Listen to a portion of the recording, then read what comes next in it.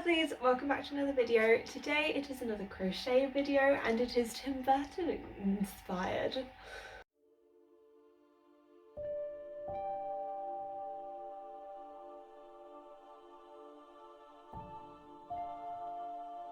Okay, so I don't know how about anyone else. November is a weird month for me, I feel like. October is like Halloween, September is like autumny, you know, getting into it, and then Christmas for me is just December.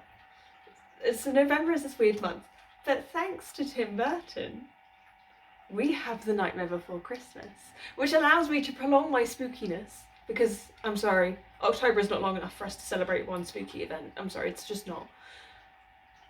And in a way that it's still linked to Christmas, because of The Nightmare Before Christmas. And I saw this video on YouTube, I have it linked below, where a girl made an Oogie Boogie hat. And I was like, I want to do that. I want to make my own Oogie Boogie hat. So I followed her video and she said that she was following an instruction video she already did of how to make a bucket hat, which I'll also have linked down below in the description. And so I was following that, and so the first thing you do is you make the head, the round head piece to go on top. Now the one thing I could not get from her bucket hat video was how big to make it.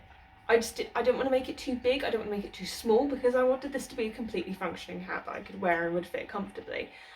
Thankfully, I found a wonderful woman on YouTube whose video will be linked down in the description below, and please, please, please go to her video and give her a like or leave a lovely comment, because she saved this project for me of how to figure out how big to make it.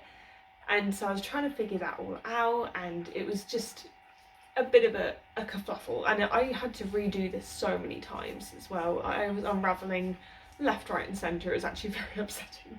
So once I finally got that measurement down, I continued to follow the tutorial in bringing the hat further down so it would cut my head, and yeah, it was going well.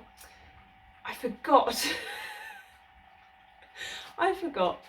to record doing the bottom of the hat where it flares out a little bit. Don't come for me, I just forgot. And so I did that. And then I started on the top bit, which I also forgot to record.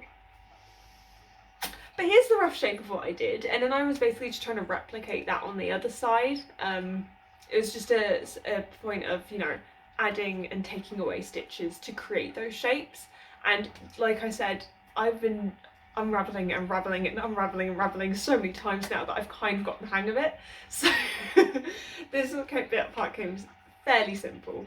And then I was just following her tutorial. I put the stuffing in, I sewed it together, and then I was starting to add details. So I started on the bottom, I think it was, I started on the trim. I did the black around it, again I forgot to record this bit. And then I did the black stitching around the top of the hat, and then I moved on to the eyes and then the mouth, and then I just focused on the green stitching. Now at one point I did run out of my green wool, which is such a shame, and they looked really similar. You could barely tell. One was just more vibrant and had a more plasticky feel to it, more synthetic feel to it than the other did, so it wasn't too much of a difference. But I did make a lot of videos of like, does this look the same, and putting them next to each other, putting things. It's, I'd say, noticeable if you're looking for an issue, like you can see the difference, but if it was just like moving past, you wouldn't see it. It's not too big a deal. So that's where we were getting to, and then it was just a case of sewing it all on and adding details. Now the spider I did not record. Again, it was just a case of a magic circle, and then off the side of it I did legs. And yes, I know there are only 3 legs on each side and spiders are meant to have 8 legs. This spider has been through a lot of life, being on Oogie Boogie's shoulder and, you know, trailing from his hat. He's lost a few legs along the way. That's just the backstory we're going with for this spider. Either way, I sewed him on and we had a completed project. The eyes, the mouth and everything sewn on, and I'm so happy about it. I can't wait till next Halloween to wear it and just to have it around. But here is the completed Oogie Boogie hat. It fits quite well. It's actually a little bit too big, just by like a few centimetres maybe. It's just a bit loose, but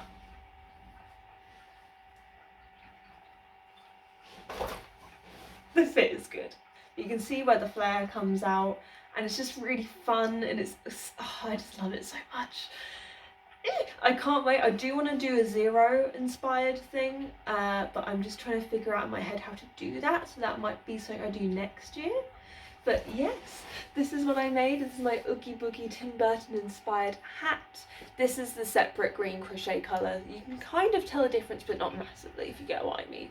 So but yeah, I'm really glad that I did use this fabric first and not this, and I ordered this one because this one's actually softer.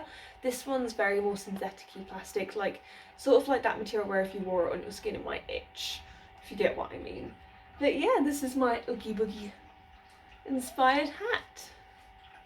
There's not really much on the back. There's not much. There's nothing on the back. But this is it. And I really love it. I hope you guys like it. Like I said, I'll leave all the links to the videos below on how I made this, so you guys can follow along. I'd love to see you guys do your own little Oogie Boogie hats, and we can maybe get an Oogie Boogie Nation. Oogie Boogie Nation. But yes, I hope you enjoyed today's video. Please stay safe, everyone, and look after each other, reach out to each other, and I hope you enjoy the Christmas season to come. Bye! So, just getting some editing done, but you know, when you don't have all the equipment, you use an earring as a tack to know where to knit to.